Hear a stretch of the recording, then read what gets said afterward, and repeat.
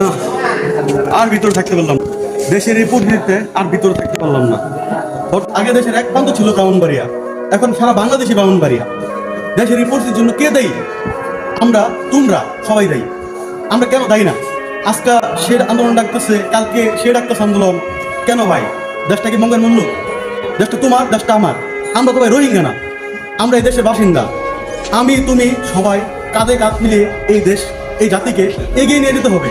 ভাই, তুমি যদি ছাত্র হিসেবে ছাত্র ট্যাগ নিয়ে এই দেশে অরাজকতা সৃষ্টি করো, তাহলে এই দায়ভার কে নেবে? জাতি নিতে পারবে?